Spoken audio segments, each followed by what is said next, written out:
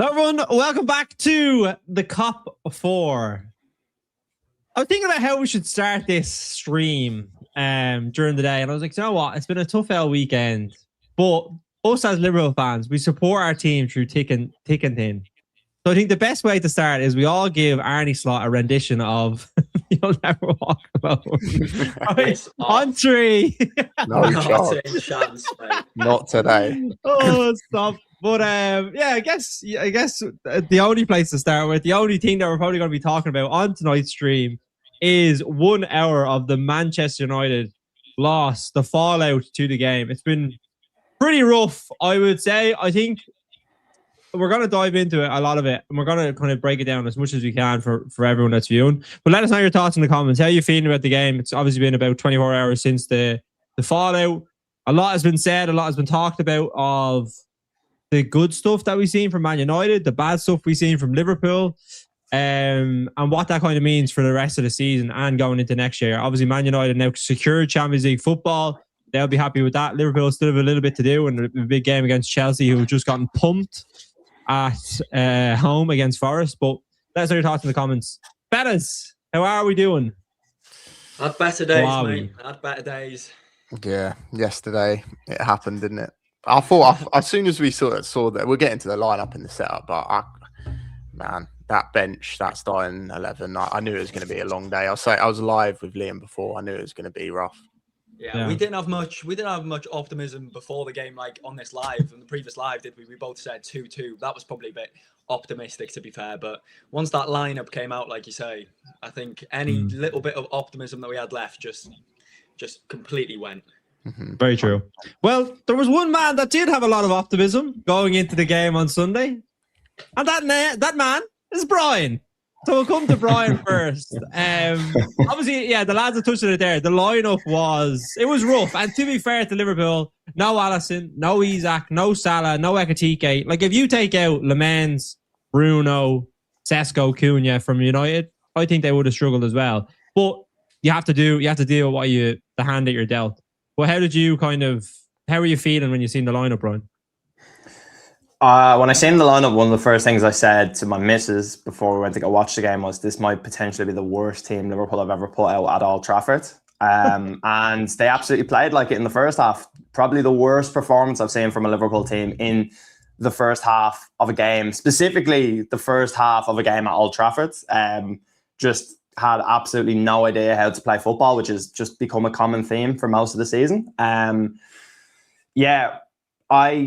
don't even know what to think, because I've never been more so disconnected from a group of players and a manager in my entire time supporting Liverpool. And to concede the first 2 goals, I think we will touch on it in this stream. I'll make sure we touch on it, but we have to have a serious conversation about Alexis McAllister, because he is absolutely finished at playing football. Not even at Liverpool. I feel sorry for I feel sorry for the potential club that could sign him, because his legs are so far gone, and I'm so thankful for everything he's done, but my God, he is a terrible footballer. I'm sick of having to make up a reason why Florian Wirtz is going to be this unbelievable footballer, because he just hasn't shown it whatsoever. For that price tag, you expect so much more from him. He looks so weak in the middle of the park. He can't actually do a single thing when he gets on the ball. Yes, I feel for him because he has no runners, but overall, just absolutely terrible. Second half, we get gifted 2 goals. We build a bit of intensity, and then we just decide to kill it off after the 65th minute. We sit back a little bit. We get a bit more pressure from Manchester United, and then we succumb to the pressure again. Obviously, Rio Ngamal probably should do better for their goal, but overall, Alexis McAllister just cleared the ball. It's not that hard. Don't know how he's made himself have to stretch for it when a ball is literally not even. It's literally to his chest, and he has to stretch for it somehow. He could have cleared that out for a corner. He could have done anything. He could have done anything else but what he did. That is probably the worst thing that you can do. And then we get on to talking about the standards, which, look, we'll touch on after this. But oh my God, the standards are on the floor. I reckon you could do this live. Yeah, solo stream. You can literally do a solo stream. We'll just sit in silence. Yeah, we need to break it down into chunks. I think if we go through every single facet of the game, we could probably pick apart every moment. But I think the first 15 minutes were the most telling.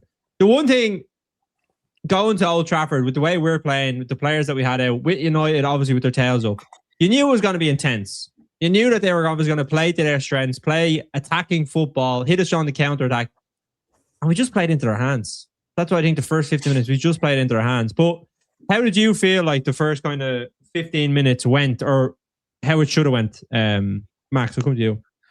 I just thought it was so predictable. It was funny. We've been saying this for a couple of weeks, that what United are strong at is what we're weak at, which is obviously the transitions. Like, we dominated the majority of the ball, obviously, in those opening stages. Because we got extra man in midfield, we didn't really have any, focal point or a number 9. So we had a lot of players in between the lines, but again, they're not going to hurt you. I just never felt like we were going to score. There was always going to be a shot from outside of the box or something special. But when our attacks did break down, I mean, all of the players pretty much out of position. United have a lot of quality as well. Bruno, that is Bruno's game to a T. Hitting runners early, and we couldn't cope with them at all. I just found it funny how haven't they learned this by now? We've seen it so many times this season, and we played directly into their hands, and it could have been more than 2 when Bruno nearly scored to make it 3. I was sitting there thinking, this is going to be like 6 or 7, genuinely. Yeah. Revenge. I was thinking kind the of exact thing. relief that was only 3-2, to be honest. Yeah. Yeah, because we actually do somehow, we were talking, weren't we, Max, before the game, like you say, we couldn't see, both changed our prediction from 2-2 because we just couldn't see with that lineup how we get 2 goals in the game. So when United did go 2-0 up that early, I was generally sitting there going like, this is going to be an extremely long afternoon of like 5 or 6. It's going to be embarrassing. And I'm sure we'll get onto the second half later on, but like, to be given those 2 goals, it's almost more, I don't know, I'm caught in 2 minds because it's almost like being given that hope just to then throw it away again is really disappointing. But obviously, we've criticised the lack of fight from the players. I don't think they showed a massive amount of fight, but they probably could have easily given up at 2-0 down. I think it's good that we at least got it back to 2-2. But yeah, like Max says, it's just so predictable that first 15 minutes. I think it's difficult because we did completely play into their hands, didn't we? Like we all talked about in the last live. Don't attack them. Don't play that high line. Don't make this an end-to-end transition game because they're a fitter team than us, which they showed. And their biggest strengths are like in behind passes. Bruno going over to Sesko and Burmo. But I think it's difficult because we didn't obviously have the striker. So then you've almost got to put more players in their half, like to have any chance of even scoring. You know what I mean? You need those like short bits of combination play. You had to get them up the pitch, but then when we do turn the ball over, like we were just playing into their hands, weren't we? To be completely honest, right, I feel like I'm repeating myself the last 24 hours saying this, but like I think we can all just universally agree on this, right? Because we did it at the Emirates. When you don't have an outlet, the most simplest thing, the things I've been taught in Sunday League football, junior football, right, is just be hard to beat. Just make yourself hard to beat. All you have to do is work hard. You're not necessarily going to go out and try kill them off in a game. You're going to get them on a counter-attack. Your moment will come. It always comes in a football match. But we didn't even try to be hard to beat. We didn't even try.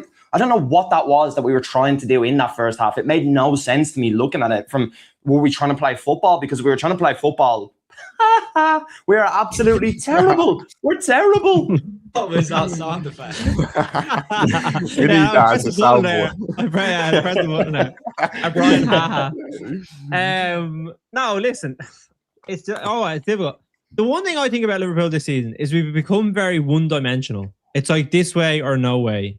And if I was to criticize Arne Slot, which I've done this season, believe it or so, Really? Believe it or not, I have done it this season. But like, my thing is that if they're going to keep him, let's get onside. But I understand like the frustrations that we're obviously seeing right now. I don't think he has the players to play the way he wants to play. And in his mind, he's like, I want to play this way. This is my style. This is what I want to do. So, do you know the way, like, if like you kind of hear that phrase, if a manager transitions away from their own style, they've lost the players because they don't believe in what they're trying to do anymore. And I think for him, he feels like this is what I have to do. I can't change, which is hurting him because he doesn't have the players to play. And like 19 losses this season, 11 in the league, and it's simply not good enough. Do you know what I mean? But I think with the formation, it's a little bit weird because I think we didn't have any attacking threat, but we have Cody Gakpo in the team, who, yes, I don't think he's a traditional striker, but we got killed on that left-hand side. Robertson, I felt so bad for him because he has played well the last few games, but he was so isolated. Because we had Cody Gakpo almost playing as a left wing / striker, he was almost in between both of those positions that he effectively was not doing anything. So then when the ball did break down, Szoboszlai was up, McAllister was up, Gakpo was up, and he was just left on his own. And United, in fairness to him, they obviously felt like that was going to be a weakness. Maybe they thought Kirkes was going to play there, who's someone who maybe isn't as strong defensively as Robertson. But if you put Bruno and Mbeumo against any left back in the world, I think they would definitely struggle on a 2v1. And I think we just seen that yesterday. And we go to the first goal first. Like, it's just a calamity of mistakes. Like the Woodman clearance, then like just not clearing the lines. They had a few other opportunities to clear the ball. It goes out for a corner kick. The ball comes in. It's a terrible header by McAllister. The ball comes out, ball gets blocked, and then no one blocks it. It takes a deflection. Or it wasn't McAllister, sorry. It was Wirtz, I think it was. Or was it Robertson, sorry. And then it takes a deflection off McAllister. But that just comes from like consistent mistakes. Just making the wrong choice, the wrong time, over and over and over again. And when you're playing, even though United aren't the best team in the world, they still have quality. Do you know what I mean? They still have, like, that front four are dangerous. They are one of the most dangerous front four in the league. And we just didn't do anything to nullify them from the get-go. And that's why I was so annoyed. It was like, tactically, we weren't ready to nullify what they were going to do. We just said, let's go out and play our way, not change, and see how it goes. And that's why I think we obviously went 2-0 down. But like, Brian obviously mentioned the Arsenal game there, and we set up in a very similar system. It's like the 2-10s, like Wirtz and Szoboszlai leading the press. But against Arsenal, we sat back in like a mid block and then dropped to a low block when they advanced the ball. In this game, we actually went to press them really high. And me and Liam were saying in the live beforehand, don't go and press them. Don't make it end to end. Ideally, we would have wanted Man United to have the ball. I would have said, let them have the ball. But they wanted us to have the ball because the more times we had the ball, they were actually more likely to score. And that just shows how weak we are when a team that can just get counterattacked so easily we're so vulnerable. And like I say, that's their strength. So the first goal, slight bit of fortune with the deflection. And then the second goal, I mean, some of the defending there, Van Dijk's defending is really bad. Do you guys think it was handball? Yeah, I was just going to ask. Yeah, I do. Definitely I don't. It is. I don't think. I was fuming when we got done for the Forest one against McAllister because like his arm was like down here. He just turned his back and it hit his elbow. And that was like deemed the handball. But like you could see like, do you know when you like spin a basketball and it starts rolling? That's exactly what it was like. Now, maybe I think they showed that angle after, like they didn't go that in detail, but like I think it was just like hanging on. They weren't 100% sure, so just went with the on-field decision. But just one of those things. I don't think it's handball, to be honest. I don't think it was handball at all. What do you mean, though? You don't think it touched his hand? I think it very clearly touched his hand. Do you mean you don't think it was handball in that, like, do you think he touched it? Do you think he touched it with his hand?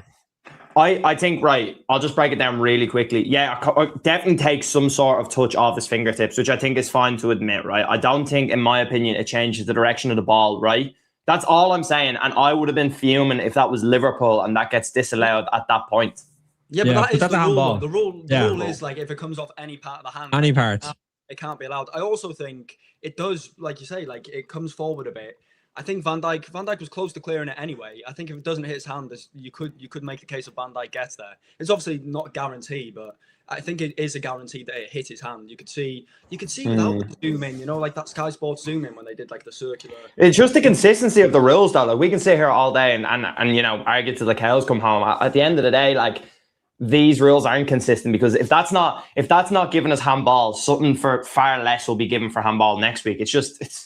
It's a joke at the end of the day. Even the first goal, like no one spoke about it. I didn't see any replays, but I'm pretty sure Luke Shaw was in his line of vision and he was offside. Yeah, they stopped it for like a quick second. That was like they just said it on comms, didn't they? They're like, "Oh, I'm pretty sure Luke Shaw." But again, it's the same thing because that gets disallowed for us, but then the week after it doesn't for Gibbs White. So it's just like when Like, I don't know. It's so frustrating. No, I shouldn't even have the effort to keep going with it. To be fair, right? I know, like, whether it's true Cook or true Rook, like, they deserved a 2-goal lead because we were absolutely atrocious. I think we were talking a little bit before we came on. Like, I think from our perspective, we're probably happy that it was only 2. But the fact that they didn't score more, as a United fan, and I spoke to a few United fans after, they were annoyed that they didn't score more and kind of really hurt us in the way that they should. They should have taken the game away from us. So, like, listen, I think it was a handball, but letter of the law, it was a handball. Whether it was offside as well, I don't know. But, like, at the end of the day, 2 goals flattered them, and we got lucky that it was only 2 in the first half. That's why Slot was kept. He's kept banging on about decisions all season long, pretty much, and you can't disagree with him because we have been shagged a lot of times this season. Some I just can't understand, but at the same time, I mean, we've been awful, haven't we? So not 19 losses a lot. You know what I mean? Come on, it's not 19 losses worth of bad decisions. It feels like he's always trying to explain it with the decisions, but it's like it's more the performances. You know what? The thing that gets me as well is that result annoys me so much more that it was 3-2 because of the fact that will gloss over enough for him to keep his job, in my opinion. Whether or not, look, we can talk about his job going or not, but if we get hammered 5 or 6-0, there's no doubt that there's a lot more pressure on him for the end of the season review that they'll end up having. But that 3-2 is perfect in his mind to go, oh, we just got unlucky again. We were nearly there. We went for the game. It didn't happen. I don't have the players. What do you think of some of the performances from some of the players in the first half? Like, I think there was a lot made of, we obviously talked about there in terms of the shooting, getting to the edge of the box. We talked about the defensive side of things. In terms of our attack and play, listen, I think Isak, Ekitike, no Salah, that is going to be hurt any team, as I said. But what did you feel like from some of the players, like Wirtz? Szoboszlai was obviously good in the second half, but I thought didn't do too much. Frimpong, like this experiment with Frimpong at right wing is just not it. It is absolutely not right. Gravenberch, I thought, did okay in patches, but like just McAllister, I know it's pretty not happy with McAllister. Like what did we think of like going forward, like where we were going wrong? Yeah, playing your right back or right wing probably would start there. Yeah, but like, who else would you have wanted at right wing? So, but there's so many options that not so many, but you have Rio and Gamal on the bench, and we know that Szoboszlai's gone out onto the right hand side. Wherever Szoboszlai has to play on the pitch, it's still going to be fine. We're not losing a man by putting him out there. Yes, he's best probably in the middle, but ultimately I feel like he can definitely do a job out on the right hand side. So then you could have had Frimpong at right back to handle that pace. Coming back, you have your left winger or your natural left winger then playing up top, but also left wing at the same time. You have Florian Wirtz having the invert. It's just, all of it just seems so wrong. It's all messy. And I just don't understand why he's putting himself in this situation. Yeah, Frimpong was terrible. Like, really bad. You really see how limited a footballer he is. Without pace, I don't think he's a professional footballer.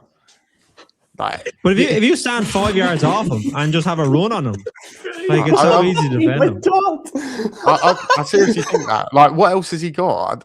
I don't really know. I completely agree. Like I said when we signed him, I got so much stick for it because I actually weren't that happy that we signed him. I called him technically limited at the start of the season, and like loads of people in my comments were like, "Nah, lads, he's a bit harsh." He's technically very limited. Like he's like Liam's technically limited. But lad, he's not a right winger.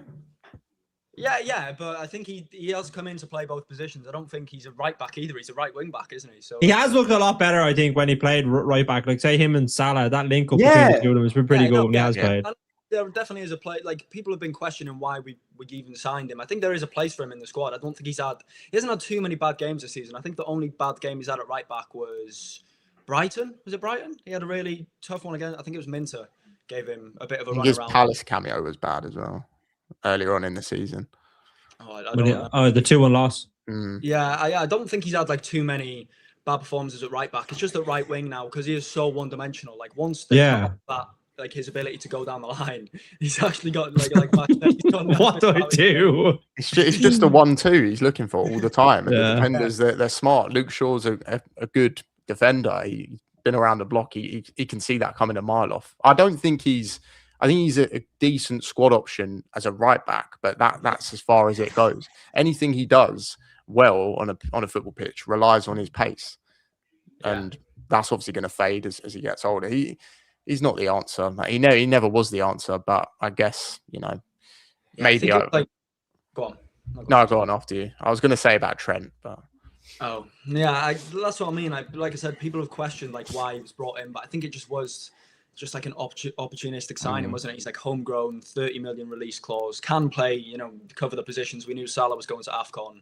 I think on the whole, he's probably had a decent season, but I don't think he came in to play this many games. Like, because Bradley was injured, because Salah's been in and out the team. Like, I think he's been overplayed this season. Not as in like he's struggling with the amount of games, but I think he, like Max says, I think he probably is a squad option. I think we'd be happy. No, I think I sorry to cut across. I do disagree with you, but I agree on the sense that I definitely think he's overplayed in terms of playing out on the right hand side and of right wing. But again, at fullback, I don't think he's been bad, as you've said. So I don't think like, Bradley's injury or anything like that would take away from the amount of games that he would have played at right back if he was fit as well from the start of the season and had a proper run. Like, he gets injured in the first game of the season and he's out for a month and a half. Like, that's just very unfortunate. It's not a good start for him. But I do think he has quality. I do think we will see more of it next season, whether that's under this manager or a different manager. I don't think he's as bad right now as he's probably been made out to be, in my opinion, anyway.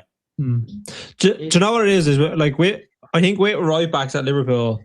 And it's the same on the other side. I just don't feel like Frimpong and Kirkes know what it's like to play for a team that has so much of the ball and the expectation on them. I'm not saying that like that's a dig at either of them. I just think it's very different to play as a right back or a left back. Like when Robertson plays the last few games, you can see when he knows when to go, when to stay. I think Frimpong is good at right back when he's obviously getting forward, and he does defend pretty well as well. He's not easy to get by, I would say, but sometimes it's not always about like just going straight. Sometimes it's about tucking in. Sometimes it's about finding the right pass. And I just feel like when Bradley plays, he understands. He's obviously learned from Trent. He knows when to go. He knows when to cut inside. He knows when to cross the ball. Like all that decision making comes into it. And I feel right now we have two fullbacks that don't actually understand the role of a right back or left back at Liverpool, which is going to be an issue going forward.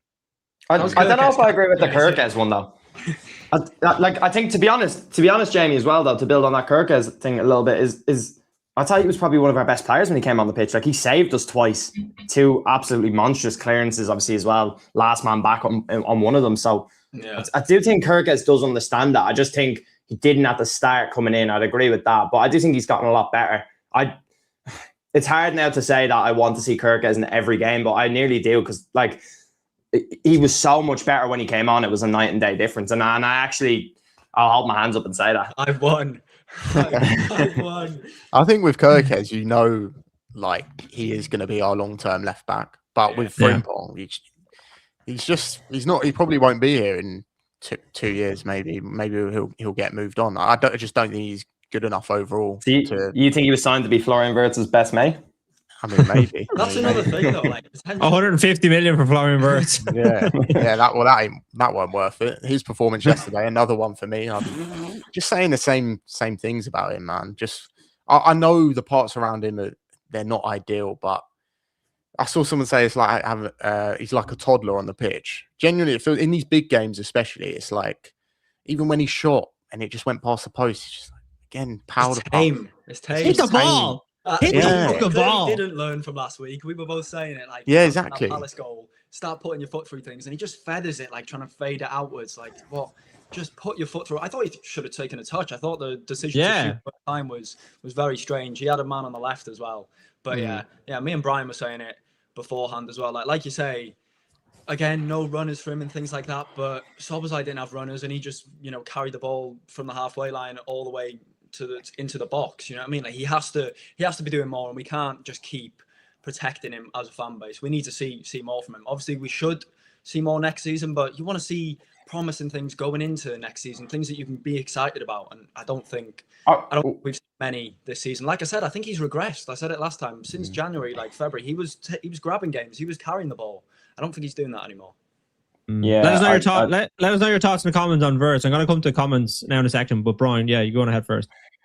I was just going to say with Wirtz, look, maybe I'm speaking out of frustration because me and Liam did speak before, and I do think he is a tidy player. I'm still excited by him. It's not like I've lost that excitement that I do think he can do good things, but I don't know about you, Max, like, because I feel like you hold a very similar view to me with this, but it just nearly feels like we're trying to find things to say positively about him in the games when he does the bare minimum of what you expect. So, like, look, that Palace goal is outrageous. The finish and technique is outrageous, but it feels like we're using that and trying to cover up the things that he does so much in the season wrong. And like that game yesterday, where he's practically just a ghost. He has one or two nice touches on the ball, but he's not grabbing the game. He's not doing anything. He's not adding to the team in any way. So when he is playing like this, it's practically like playing with 10 men. And I hate how harsh that feels saying that about him, because again, he does excite me, but it's so frustrating. Yeah. I think if there's a player that sums up this Liverpool team this season, you could argue that is Wirtz. Like, neat and tidy, but really, is he going to really go and hurt you and finish you off, do damage to teams? No, it doesn't seem like it at the moment. He's lost that ability from the Bundesliga to be able to actually beat a man. He can't do it. I don't know if that's the physicality. You know, do you think there's a Bundesliga tax with him? I mean, yeah, I say that about other in Europe players too. He was doing it in Europe too, but yeah, like Max says, with that physicality, I think you're playing in the Premier League where every team is physical, every team has athleticism, and probably they all have more than him, so he does struggle to. He's not like quick off the mark, is he? Like, maybe when he gets going, he's a decent. Well, it's in those pockets of space. It's in those pockets of space where you think he can do the killer stuff. He doesn't do it. He's not even there anymore. I don't see him pick the ball up in a nice area to go, oh, he could do something here. Like, when we talk about areas that I'd expect to see him in, like, you know, Gakpo, again, it's off the left a little bit, but Gakpo's ball to Salah against Everton, that's what I want to see Florian Wirtz doing. I want to see Wirtz picking up those passes and looking for a man in behind, but you don't see it. Or what Bruno does for United, or making those darting runs to pick it up. You don't see it from him at all, and it's so painful. Knowing the amount of money spent on him and the excitement around his transfer specifically, the fact that he's doing it in international duty for Germany and then not able to even just 10% recreate that for Liverpool is so frustrating.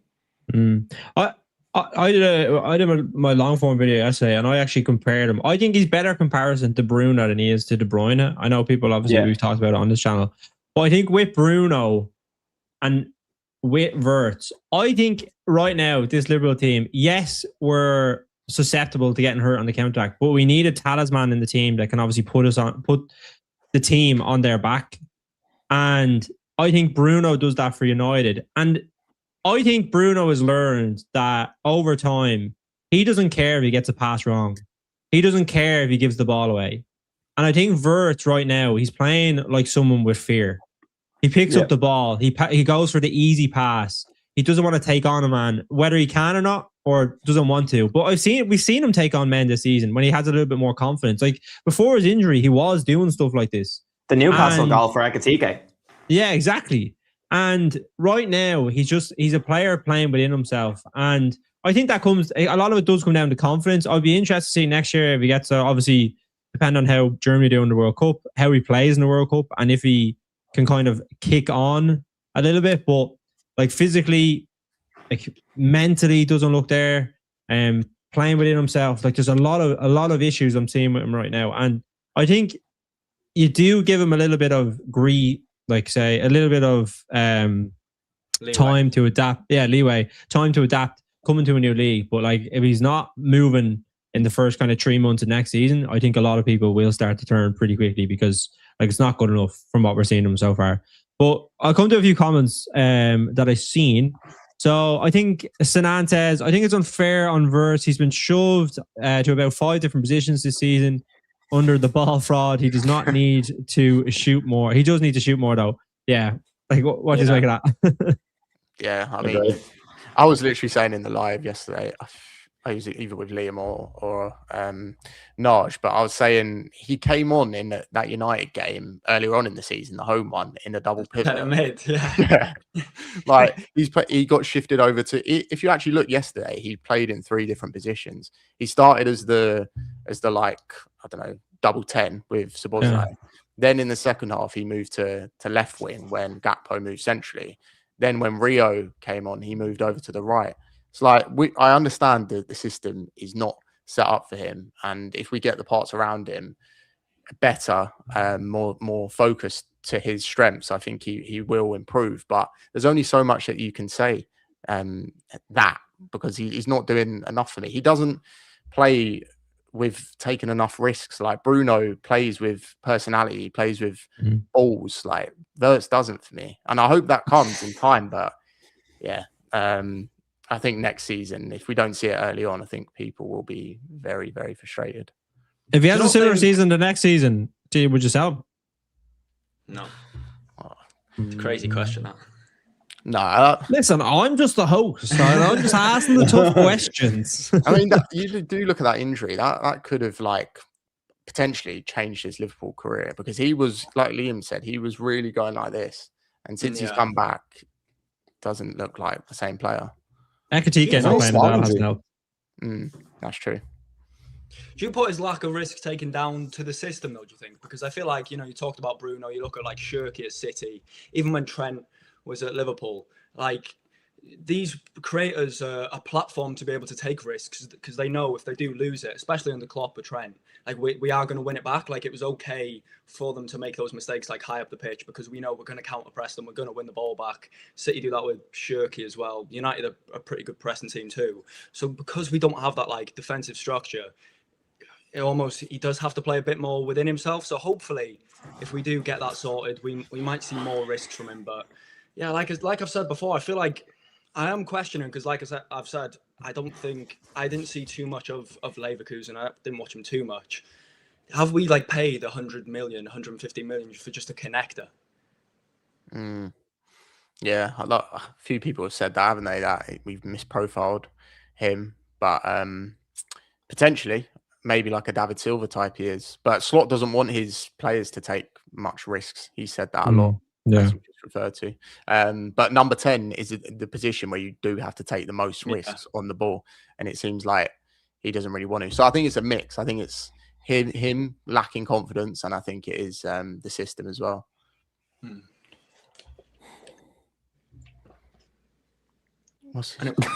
Anyone got anything to say here? Why? When you sit down. Why did everyone stay I was reading this comment. When you sit down. I was gonna say, I suppose to add to that is just the fear that we have just spent so much money on a connector, but is it like say a connector? Like I think the issue was, and I think Liverpool were probably forced into it.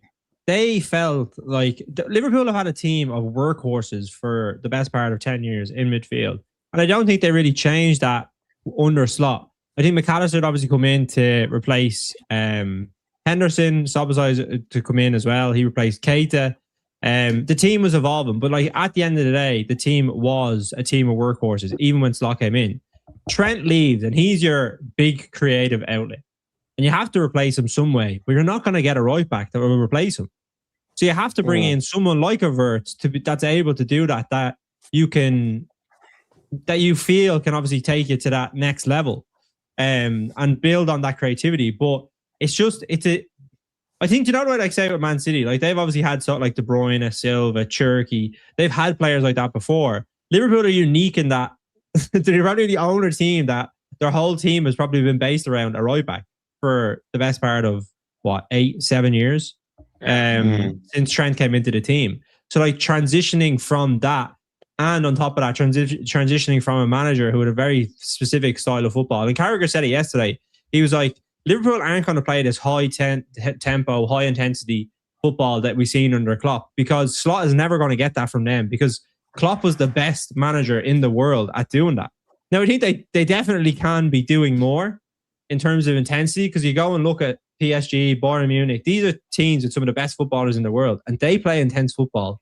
They'll hunt you down when off the ball.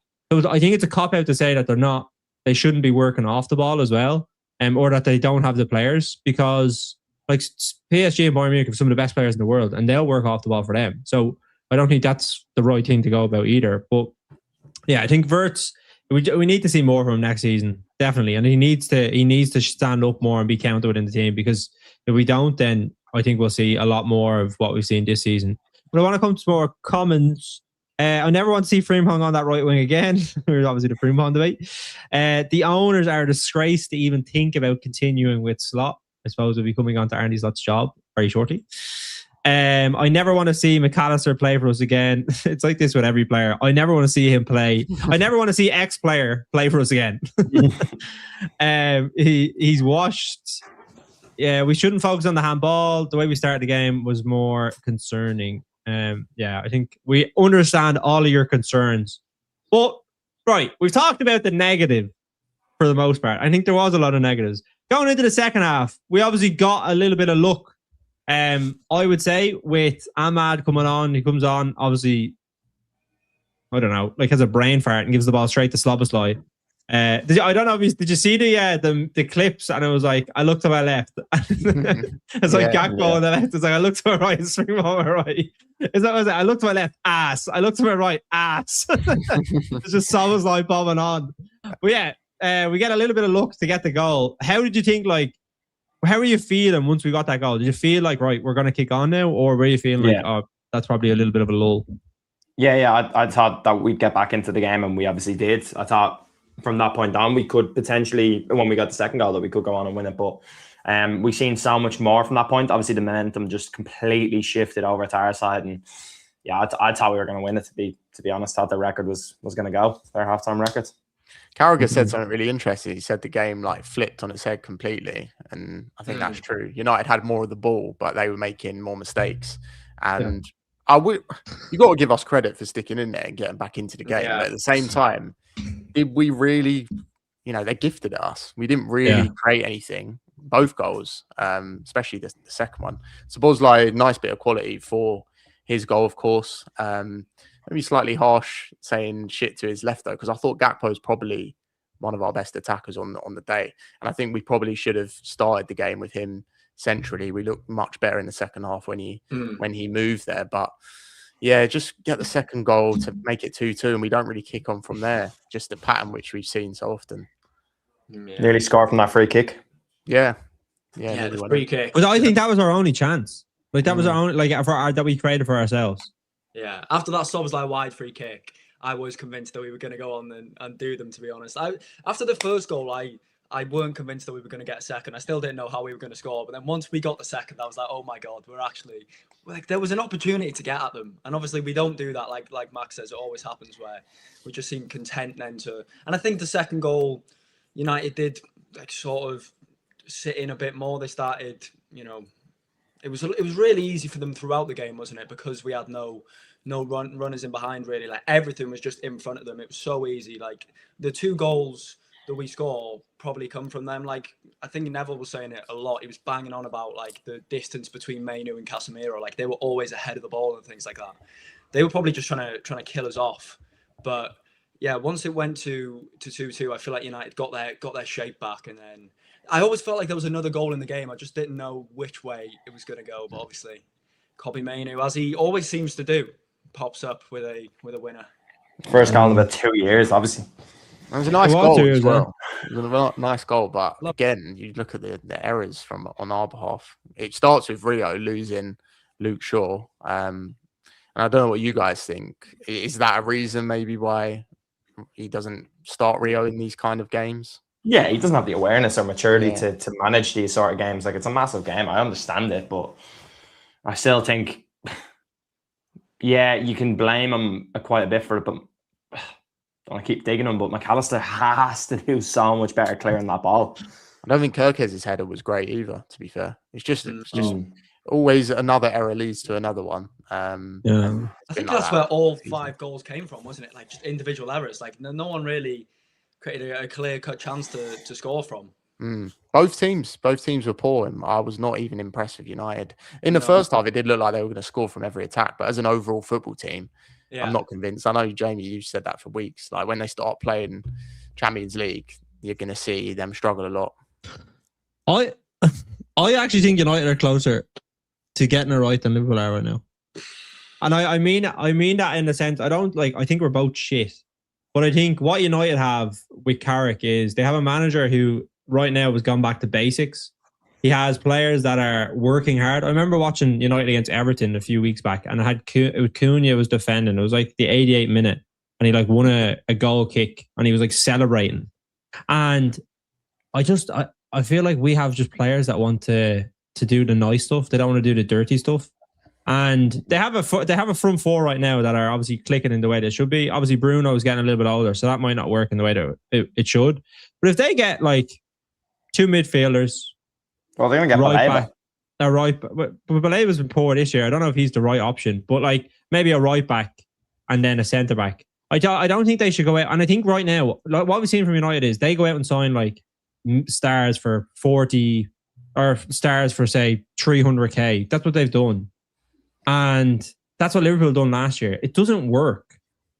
Doing that kind of model doesn't work where you have players that feel like they're the bee's knees. They just want to come and they want to score the goals. They want to be the main man.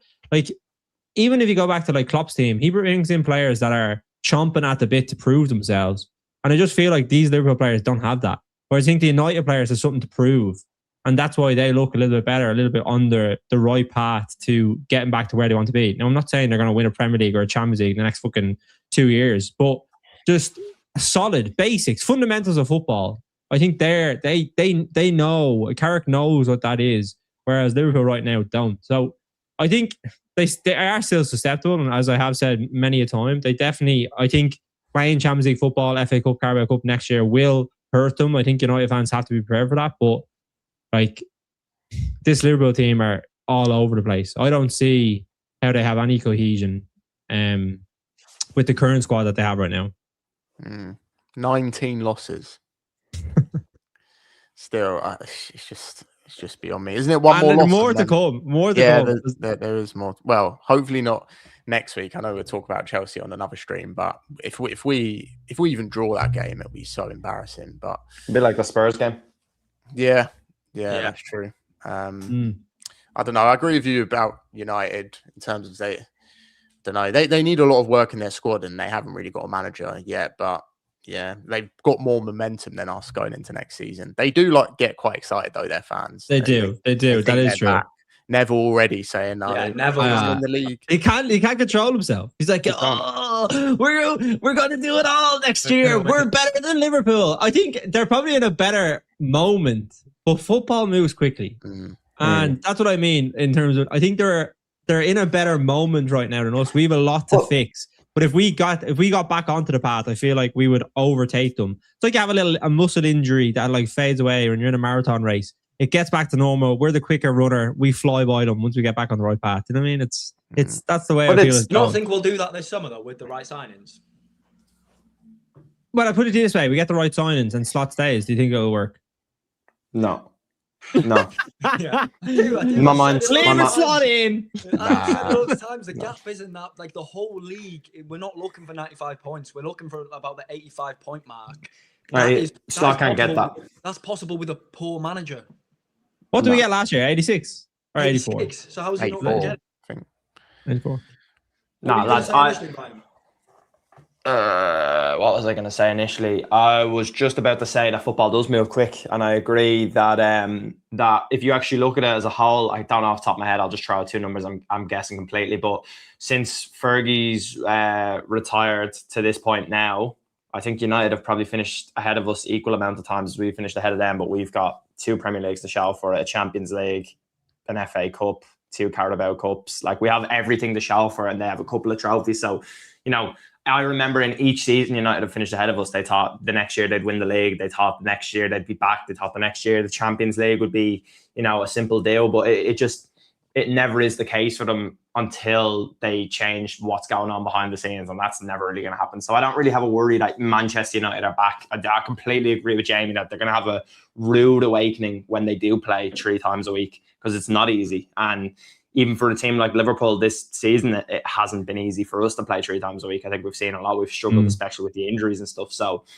it's not going to be easy for them. I don't think maybe I would agree with the sentiment that they're probably closer to getting it right, because it's probably easier to get it right as a whole, but I don't think they will get it right. That's the thing. And I think we will win a league title before they do. I don't really worry about that, but I don't think next year, if Arne Slot's the man is going to be the reason we win a league title, I don't think he's capable of managing any sort of group of players. What did you make of the fallout after the game and some of the I suppose some more of the sentiment about Liverpool and kind of what we've seen so far? And like what this kind of means for the rest of the season. Like obviously we still have some tough games, like Aston Villa away, Chelsea at home. Like how do you think the setup will be, especially if no Isak, no Ekitike, Salah might only be back for Brentford, I think. Like how do we kind of go and kick on from here? It's probably going to be more of the same, isn't it? Look, there's not much you can do. We just need 1 win in 3, I think, or is it 4 points or something like that? I think, 4 points, I think we get a Champions League. I'm not really too worried. If we somehow lose, obviously we'll do the Chelsea preview on Thursday. But if we somehow lose to Chelsea and but I don't know who Bournemouth have next. But I was looking at their fixtures today.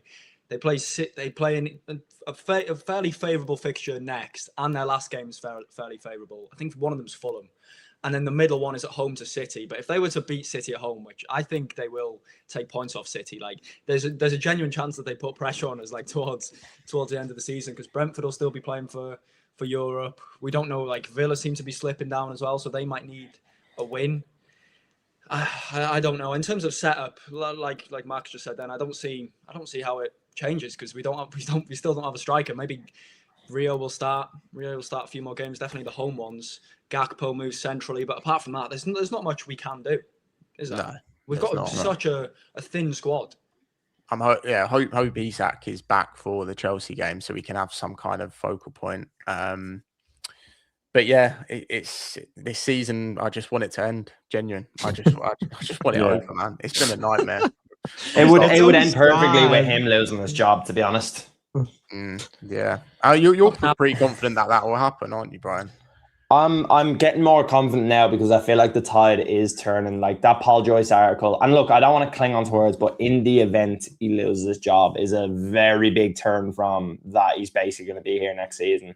To even consider the possibility of him losing his job when we're talking about replacing backroom staff is mental to me. But I seen a good video today by I think a friend of the show, Instant LFC, but he actually highlighted the Brendan Rodgers article from 11 years ago, and it is literally like so similar to Brendan Rodgers going to change his whole backroom staff. And I remember that happening at the time, and a lot of people saying like that just shows a man who, doesn't have confidence in himself to turn it around. So it's for me, I do think he'll go. I think he probably knows himself. Seeing the Ajax offer in there as well, whether that's legit or not, I think there's definitely something going on behind the scenes, and it wouldn't shock me, especially with all the talk with Xabi Alonso. Like, I just can't see a world where we miss out on, if the club think he's a top target, which they've shown in the past that they did.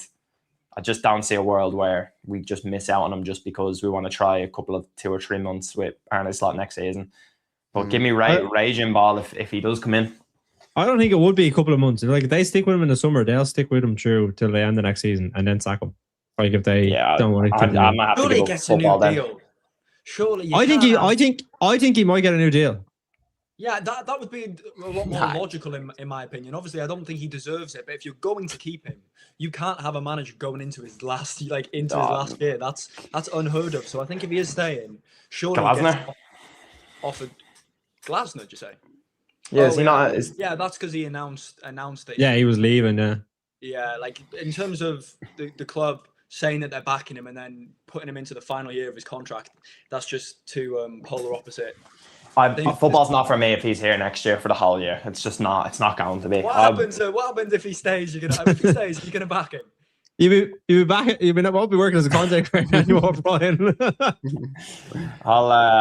There'll be another sport for me. There'll be something else for me.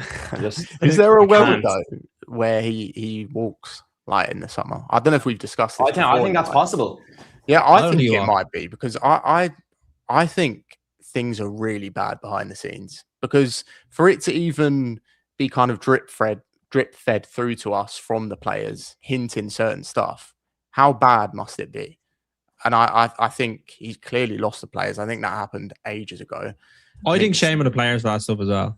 Like, coming out and talking in the media. Like, I don't like that, because like I think it doesn't matter how bad it gets. No, you should never disrespect a manager who's in a job and like who I think like gave you probably one of the best moments of your career last year, and they needed him as much as he needed them, I would say, last season, to get the most out of him. But like, you should never come out and talk about like what's going on behind the scenes. It just looks like it's like a messy divorce that you're going through. It's like there's no need to come out and like start bickering about it. It just looks like childish, immature. There's no need for all that stuff. Van Dijk's stuff today was quite interesting, but I honestly can't wait for that Salah interview next year. It's going to slap like crack because he is going to tear that fella a new arsehole. Do you think he's referring to Slot though when he's talking about like? No, maybe not. But there's definitely something going on. Whether that's to Slot, whether that's to somebody, I don't know. I think it's probably higher up because even after that Leeds interview, he's like, someone's trying to throw me under the bus. I feel like it's between. Obviously, like you say, I'm really looking forward to hearing about it years down the line. But I feel like it's more between Salah and like Hughes or something like that. I just don't understand why give him a 2-year contract then. I don't want to talk about just Salah, but in general, the thinking from the club, like yeah, you do. I absolutely do. But what is the actual thinking from the club then? And it just goes back to Van Dijk's point today that there is something going on behind the scenes. Like something huge has to be going on if this is happening, because what Van Dijk was suggesting, it seems to be affecting their everyday training sessions, their everyday life, their regime, everything, because it's mental to me. Like but they couldn't not give him a contract. That was the thing. Like if they didn't give him a contract, there would have been absolute uproar that they didn't want. They would have been called cheapskates. They would have been called like rubbish owners. Everything that would have been directed at them because they didn't want to pay him the big money to stay. They had to give him the contract, regardless of what they actually felt. Yeah, it's probably just as controversial too if you only extend him for a year, because like he wouldn't have said yeah to that. No, that's what I mean. You want, but like, this goes back to my point then, right? So yeah, I understand that sentiment. So then he accepts the contract. 6 months later, from winning the Premier League, he wants out straight away. And then 3 months further, he's no. That's not down to whether you think he's been shy or not. That there's something going on far bigger than that for him to decide. You know what? I'll just do the year. This is it for me. And I think from his wording, it sounds more than it's just the stuff that they're grieving. It is something bigger going on behind the scenes. You know? I'll put it this way: like Salah has had 2 public falling outs with 2 managers at Liverpool, Klopp and Slot, because he hasn't. One, he was dropped for the game against West Ham. He wasn't happy about it. He gave out to him on the sideline. They put it under the bed. Klopp has come out and said how difficult he is to manage because he expects to play. He wants to score goals. That's why he's been so good. And like that was with Klopp. Obviously, it hasn't happened this season with Slot and whatever it is. But like, I think the main crux of it is that Salah this season, if he was scoring 20, 30 goals and this Liverpool team is shite, he wouldn't be talking. Like because he's doing what he wants to do and what is best for him. Like I don't think there's like even the interview and say a few years down the line, he comes out and he starts talking about Slot and like everything that went on. Like that's just like a fucking episode of Desperate Housewives. I don't want to see that shit. He's just talking about Liverpool, talking about slander about all the stuff that happened 2 or 3 years ago that nobody cares about now.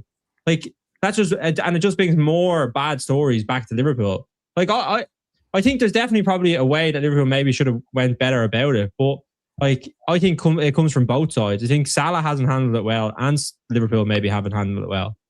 It's not just Salah. There's been multiple.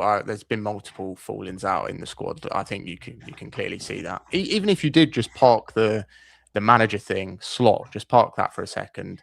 I agree. The players are moving like really unlikable at the minute, and I don't like. I don't know if you saw this 2-touch in the tunnel before the game. I don't like that, and that's kind of what we've become. We're just a bit of a laughing stock. Over the past 2 or 3 months, so many things, like Gakpo wanting to swap his shirt with Casemiro directly after the game. It's just, I don't know. They're not likable right now, and you can say the manager, whatever, but 2 things can exist at the same time. You can't. You can't get rid of. You can't sack all of the squad, so you've got to sack the manager. That's how I see it. Yeah, but this goes back to my point as well. Like even when I'm talking about Salah, there is clearly something bigger going on. I just would love to know what that extends to and how bad it is with the hierarchy, because like Virgil kind of mentioned this as well. You know, I think after the Euros, but there was definitely a big, and I don't know how much talk has gone in since, but there's definitely a big chance that he was going to leave Liverpool after last season. Like it was pretty close, and it did seem like after his comments he was ready to leave Liverpool. Like he said he needed change. I don't know if you all remember that, but it was after they lost to England that there was going to have to be a lot of change in his club career and everything like that. Obviously then he was very vocal about the hierarchy at the back end of last season, and now he's vocal about them again this season. Like there has to be something behind the scenes that isn't working, and I don't know how big it is. Does it go back to Klopp and how much power he had and the players loving that? And I don't know, but it does worry me for the future of the club, to be completely honest, because you've got a lot of players coming out and talking about it now, not just Van Dijk and Salah. We're talking Curtis Jones, we're talking Szoboszlai, there's everywhere now. I think with Klopp, he kept them in line though. Like, I think some of the players might have been unhappy with maybe certain things, and he wouldn't have let all this stuff come out the way that it has. One of the things I think with the ownership, the model obviously with Slot as a head coach is that he doesn't have as much power as Klopp did. And I remember, like, Klopp, when you hear him in the media, he was like, I never would have came out and talked about like bad about the ownership, anything that they did. And that's just because of how he dealt with things internally, and that's how he felt was the right thing to do. And I'd say that same message went to the players. Like, if you have a problem, you don't talk about it. Whereas I think this year, it's just become, obviously last year, everything was going so well. We were winning. So like, nobody's complaining about anything. Then we start losing games and you start turning on one another, and it gets a little bit messy. And you start to see obviously some of the fallout from that. But like, I don't think that's any excuse to come out and talk about the club in the way that you think is right for you, your career or whatever it is. It doesn't help. Like, coming out and talking about the club doesn't help the club, and it doesn't help you.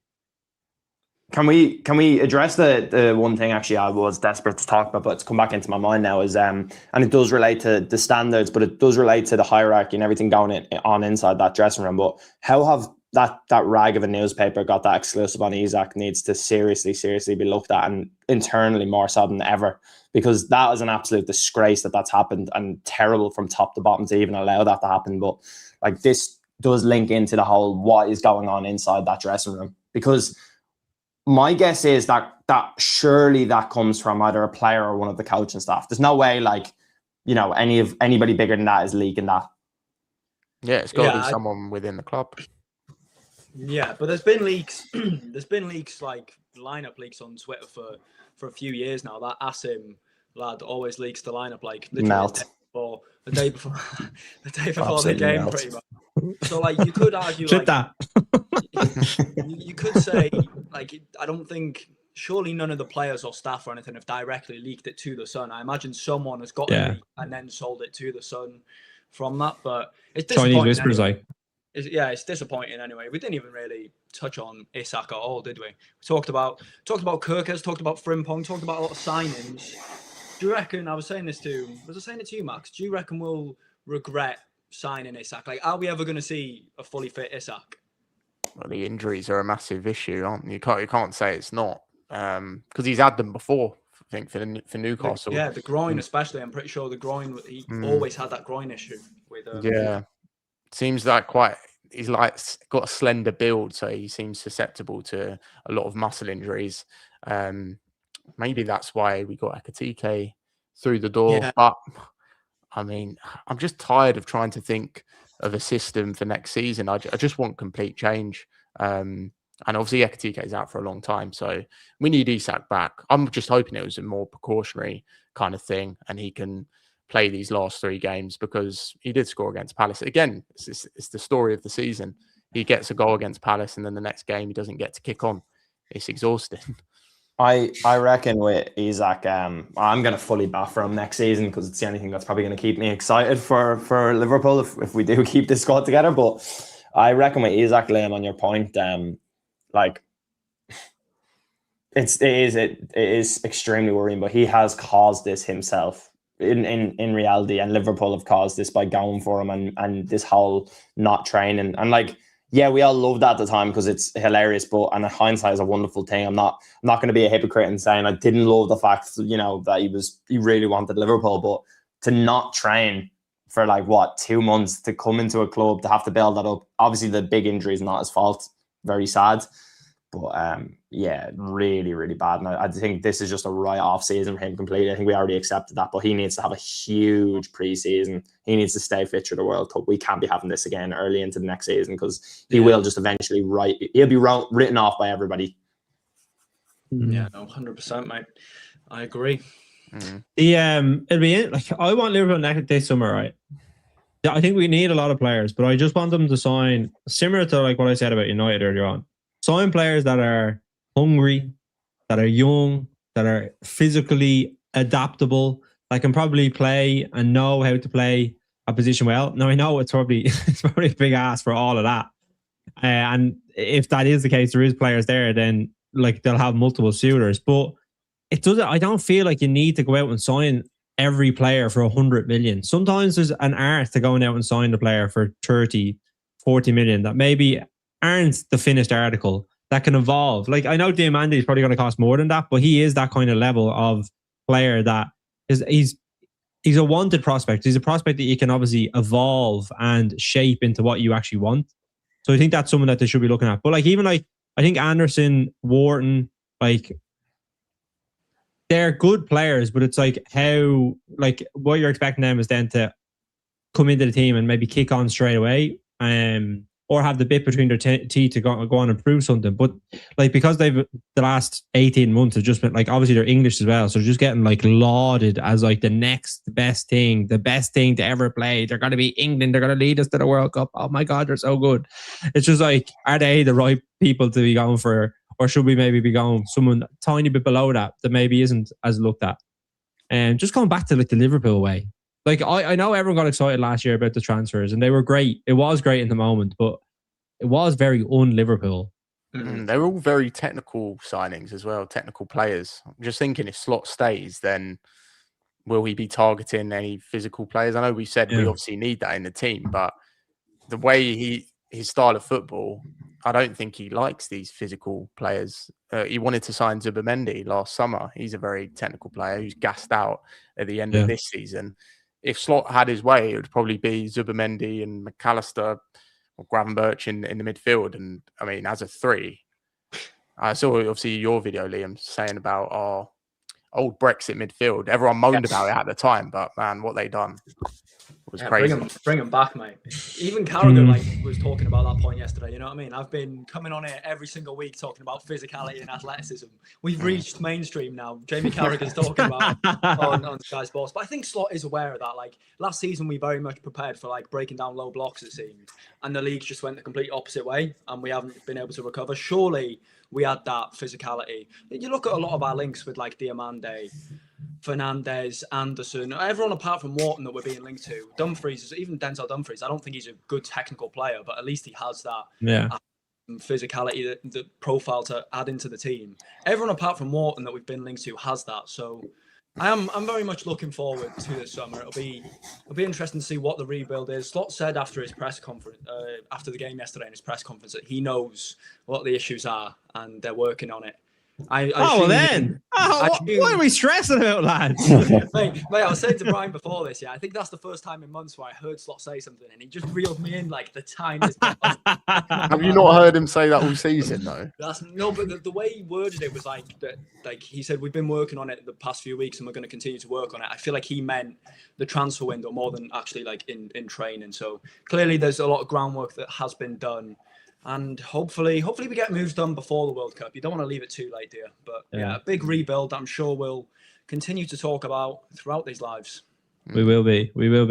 It's like a translation slot saying, just let me cook. Let me cook. He was spiky in his press conference. Very spiky. Yeah, he was. He was not happy. But I think that was more just... Brian just hates the person, never mind the manager. He's gone that stage though. I said this to Liam maybe 2 months ago that I'm afraid of it ever getting to this stage because of all the wonderful things he did last season. But it's gotten to the stage now where I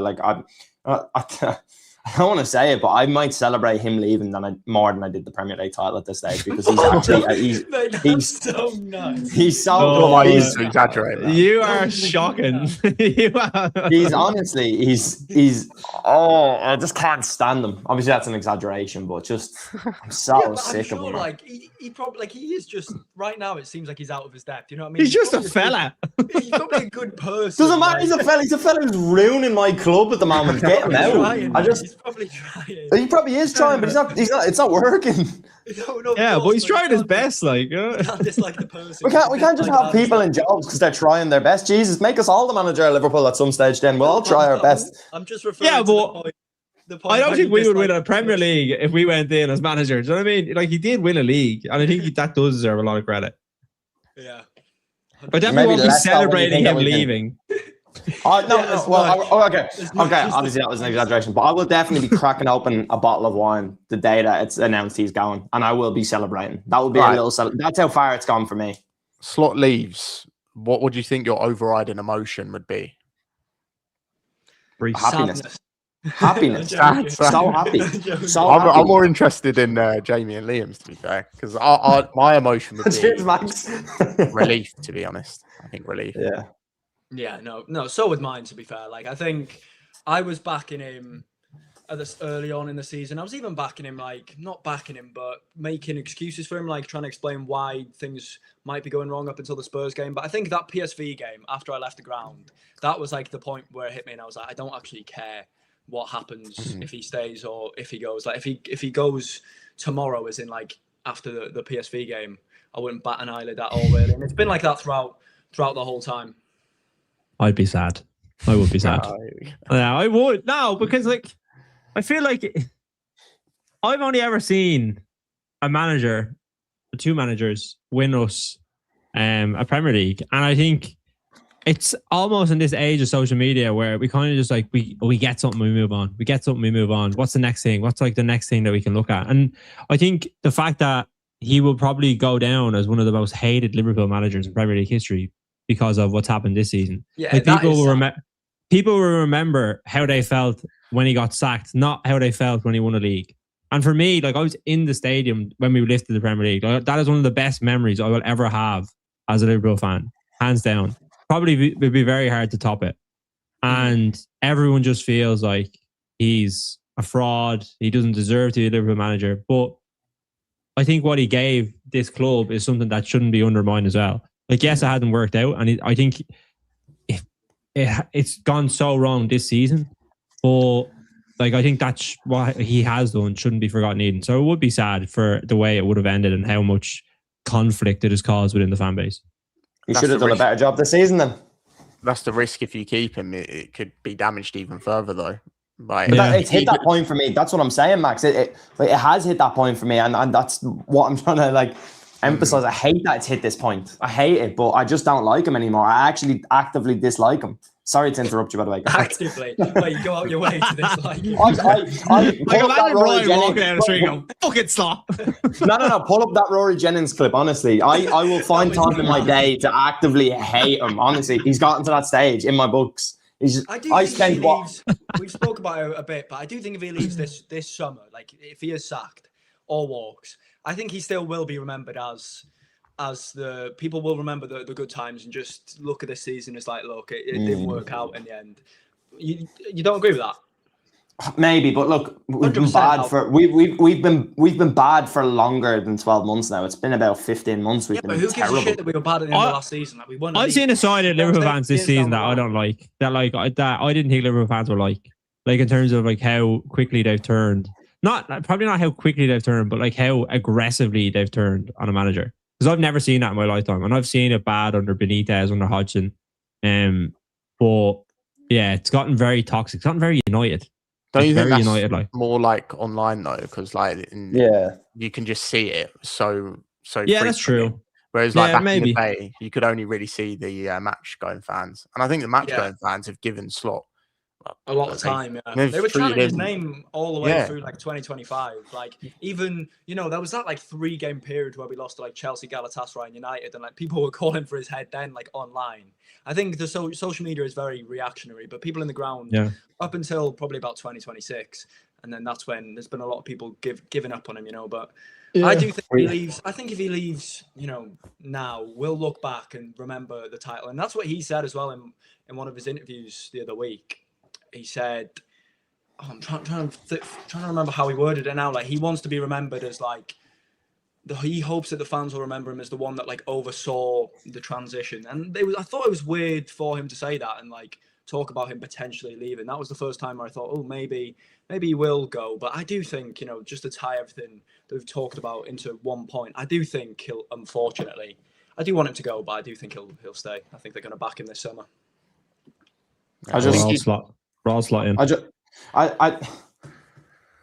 It's not Where that would you rank us in terms of slot in and slot out? So he's the most He's the most slot in. I'm probably the second. Me, who's the most slot in? Me? Nah.